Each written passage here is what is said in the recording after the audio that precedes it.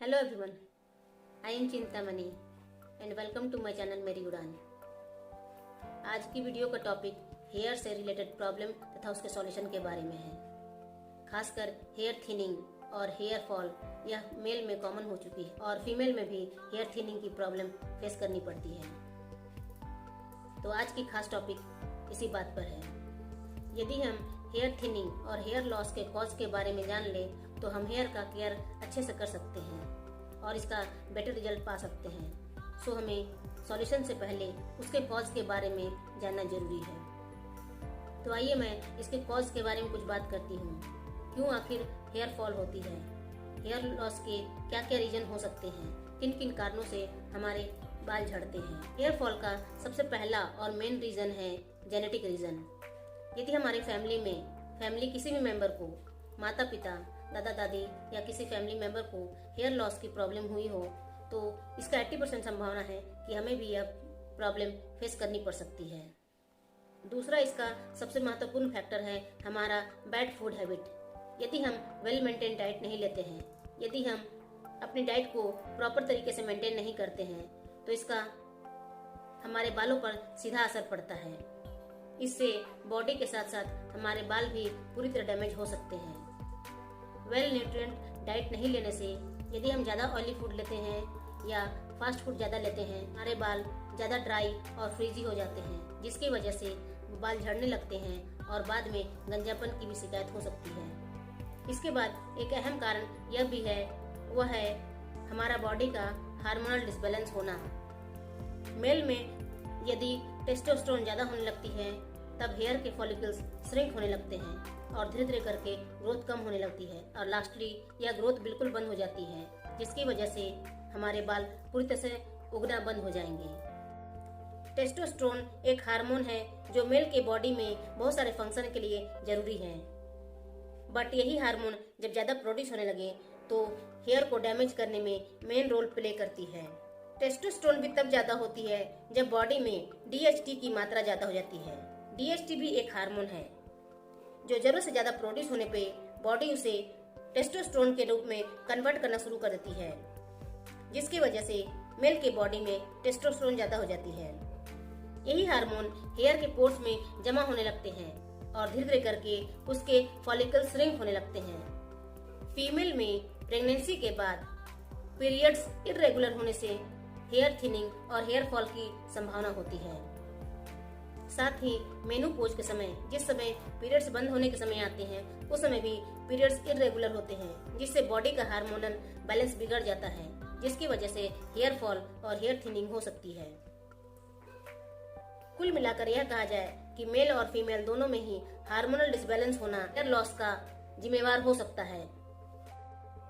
इसके बाद फीमेल में हेयर ड्रायर और हेयर स्ट्रेटनिंग तथा केमिकल युक्त हेयर केयर प्रोडक्ट यूज करने से भी हेयर लॉस हो सकते हैं। बहुत सारे शैम्पू में सल्फर, अल्कोहल, पैराबीन नामक केमिकल पाए जाते हैं जो हमारे बालों को डैमेज करती हैं। इसके बाद एक प्रमुख कारण स्वेटिंग भी है। स्वेटिंग के सॉल्ट में लैक्टिक एसिड पाए जाते हैं जो हेयर के स्काल्प में जमा होकर हेयर के प्रोटीन के साथ रिएक्ट करते हैं और हार्मफुल प्रोडक्ट तैयार करते हैं, जिससे हमारे बाल डैमेज हो सकते हैं। इसके साथ ही साथ बॉडी के रिक्वायरमेंट के आधार पे पानी का सेवन कम करना, lack of sleep, stress, fungal infection, polluted surrounding, medicine का साइड इफेक्ट, इस तरह हमने हेयर लॉस के बहुत सारे कॉज को जाना। तो अब हम इसके सॉल्यूशन के बारे में कुछ घरेलू टिप्स आपको बताते हैं, आपको शेयर करते हैं, जिसको रेगुलर लॉन्ग समय तक पेशेंस के साथ प्रॉपर वे में फॉलो करें तो न केवल आपके फॉल और हेयर थिनिंग की प्रॉब्लम सॉल्व होगी बल्कि आपके बाल पहले से ज्यादा काले, लंबे, घने बनेंगे। तो इसकी टिप नंबर 1, इसके लिए गुड़हल फूल लेते हैं। गुड़हल फूल जिसे हम इंग्लिश में हिबिस्कस भी कहते हैं।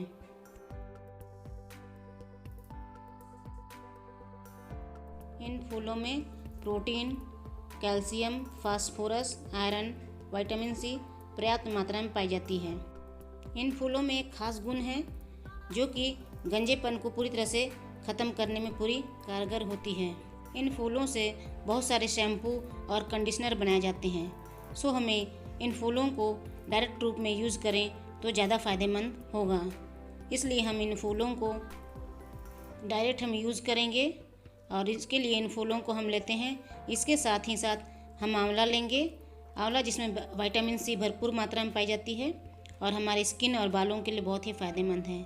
इसे हम कद्दूकस करके रख लेंगे।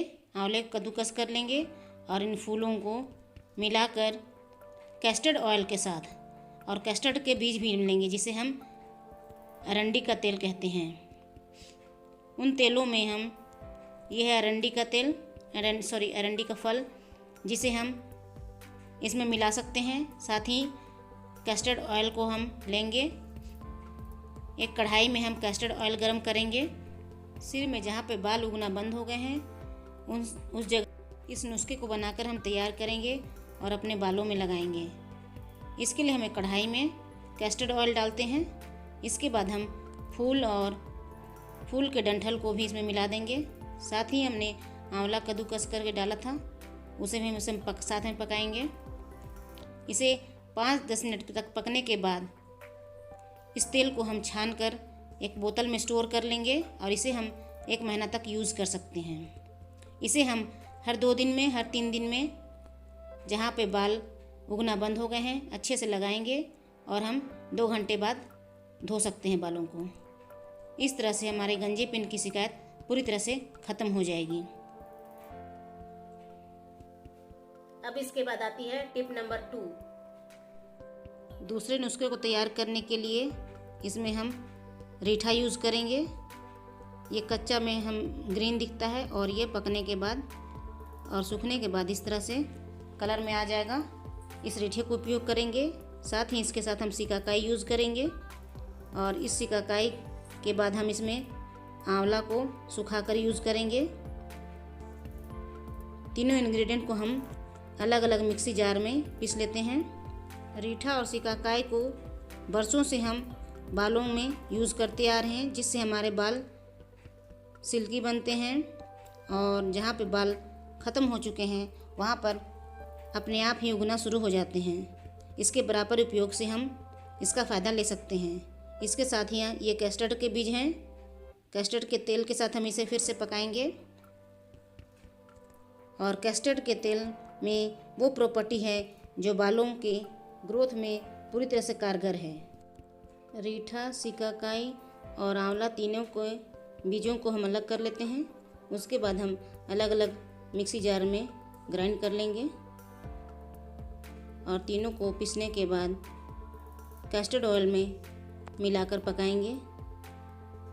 ये जब पक जाए तो इसे हम शीशे के बोतल में जमा कर लेंगे, जिसे हम महीनों तक यूज़ कर सकते हैं। इसे बनाने के लिए बाज़ार से लाए हुए पाउडर का यूज़ ना करें, क्योंकि इसमें मिलावट होती है, और अपने घर में रॉ मटेरियल को लाकर बनाएंगे तो ये ज़्यादा अच्छा कारगर होगा। इसके बाद इसे बालों में अच्छी तरह अप्लाई करें और बालों के जड़ों को अच्छे से नैरिश करें, रगड़ें। इन तेलों को आप नहाने से 2 घंटे पहले अप्लाई करें। इन नुस्खों को यूज़ करने से बालों के स्काल्प में उसके फॉलिकल्स ओपन होते हैं, जिससे ये पूरे फ़ायदेमंद। इन उपायों का रिजल्ट आपके बालों की क्वालिटी पर भी निर्भर करता है। यदि आपके बाल नॉर्मल होंगे तो इसका रिजल्ट जल्दी देखने को मिलेगा, और यदि आपके बाल ज़्यादा ड्राई और फ्रीजी होंगे, रेगुलर वे में यूज़ करें तो आपको इसका रिजल्ट फॉरएवर देखने को मिलेगा। इन उपायों को करने के साथ साथ में आपको पानी का सेवन ज़्यादा से ज़्यादा करना चाहिए। नींद भी पर्याप्त मात्रा में लें। 7 घंटे की नींद जरूर पूरी करें। अपने लाइफ से स्ट्रेस कम करने की कोशिश करें। ऐसे लोगों से दूरी बनाए रखें जो आपके स्ट्रेस का कारण बनती हो, और ऐसे काम ना करें जिससे आपके स्ट्रेस बढ़ती हो। इस तरह काम करें जिससे आपको हैप्पी फील होता हो, जिससे बॉडी में हैप्पी हार्मोन प्रोड्यूस होंगे। इसके बाद आती है एक्सरसाइज। एक्सरसाइज भी रेगुलर वे में करने से हमारे बाल हेल्दी होंगे। हमारे बॉडी में न्यूट्रिएंट एब्जॉर्ब करने की कैपेसिटी बढ़ती है। बॉडी का ऑक्सीजन लेवल भी मेंटेन रहता है, साथ ही डाइजेशन भी अच्छी होती है, जिससे ओवरऑल हमारा बॉडी भी हेल्दी होता है। और ऑफ कोर्स जब बॉडी हेल्दी हो तो हमारे बाल भी हेल्दी होंगे। यदि आपको लगे कि मेडिसिन के साइड इफेक्ट से हेयर फॉल हो रहे हैं तो आप मेडिसिन का यूज करना बंद कर दें। यदि जरूरी ना हो तो मेडिसिन का यूज ना करें और ज्यादा जरूरी हो तो आप डॉक्टर के परामर्श से अपनी दवाई चेंज करा सकते हैं, ताकि इसका साइड इफेक्ट बालों में देखने को ना मिले। पॉल्यूशन से बचने के लिए बालों को रोज धोएं। वीक में 2 बार शैम्पू करें और बाकी दिन पानी से धोएं।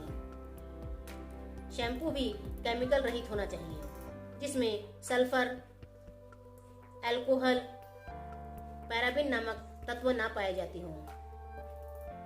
ऐसी हेयर केयर प्रोडक्ट यूज करें या फिर ऐसे शैम्पू यूज करें। एग्जाम्पल के तौर पे हाइलुरोनिक शैम्पू यूज कर सकते हैं।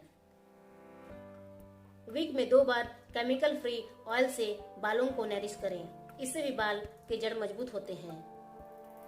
तेल से बालों की जड़ों को अच्छे से नरिश करने से उसके फॉलिकल्स ओपन होते हैं और जिससे हेयर के ग्रोथ बढ़ने लगते हैं। इसके बाद आती है सबसे असरदार वेल मेंटेन डाइट लें, क्योंकि 90% बॉडी और हेयर दोनों ही डाइट में डिपेंड होती है। सो हमें वेल मेंटेन डाइट जरूरी है। प्रोटीन रिच डाइट लेने से हमारे हेयर का ग्रोथ दुगनी तेजी से होने लगता है। ग्रीन वेजिटेबल तथा ग्रीन लीफ वाले वेजिटेबल ज्यादा से ज्यादा खाएं। फ्रेश और सीजनली फ्रूट का उपयोग करें। Seasonally fruit easy to available होती है और इनएक्सपेंसिव भी होती है, सो सीजनली फ्रूट का ही उपयोग करें। ग्रीन वेजिटेबल और फ्रूट्स में बॉडी के अकॉर्डिंग सारे न्यूट्रिएंट प्रॉपर मात्रा में मिलती है। जैसे बॉडी के रिक्वायरमेंट के आधार पे आयरन, कैल्शियम, पोटेशियम, मैग्नीशियम जैसे तत्व सभी फलों और सब्जियों में पर्याप्त मात्रा में होती है। बॉडी को folic acid, omega 3 fatty acid भी जरूरत पड़ती है। सो इन सब माइक्रोन्यूट्रिएंट फल और सब्जी में पाए जाते हैं। जिन सब्जियों में folic acid, omega 3 fatty acid पाए जाते हों उन सब फ्रूट को और फलों सब्जियों को ज्यादा उपयोग करें। बहुत सारे माइक्रोन्यूट्रिएंट जैसे selenium, copper, vitamin C, vitamin B1, B2, B12 ये सब बॉडी को ज्यादा जरूरत पड़ती है। सो हमारे फल और सब्जियों से इसकी पूर्ति होती है। अच्छी डाइट से हमारे बॉडी का हेल्थ इंप्रूव होगा, जिससे ओवरऑल हमारी बॉडी के साथ हेयर भी हेल्दी होंगे और इससे हमारा बॉडी भी एनर्जेटिक रहेगा, जिससे हमारा बॉडी स्ट्रेस फ्री हो। और आफ्टर ऑल रिजल्ट ये होगा कि हमारे बॉडी में हैप्पी हार्मोन प्रोड्यूस होंगे, जिससे हमारे बॉडी में हार्मोन भी बैलेंस मात्रा में प्रोड्यूस होंगे। डेली हेयर को धोने से फंगल इन्फेक्शन भी नहीं होंगे। यदि आपके हेयर फॉल जेनेटिक हो तभी इन उपायों को करने से 100% रिजल्ट मिलेगा। तो आज से ही अपने हेयर का केयर शुरू कर दें। यदि इस वीडियो से आपको जरा सा भी हेल्प मिला हो तो मेरे वीडियो को लाइक करें और फैमिली और फ्रेंड्स में इस वीडियो को शेयर करें, ताकि इस तरह की प्रॉब्लम होने पे उसका सॉल्यूशन वे निकाल सकें। जिनको पूरी तरह से गंजापन फेस करना पड़ रहा है वे भी इनसे फायदा ले सकते हैं, क्योंकि इसका 100% रिजल्ट देखने को मिलेगा। और अभी तक आप मेरे वीडियो में नए हैं तो मेरे चैनल को सब्सक्राइब करें, क्योंकि मैं इसी तरह की बेनिफिशियल वीडियो लाती रहती हूँ। So meet you next another beneficial video. Till then, bye bye. Thank you for watching.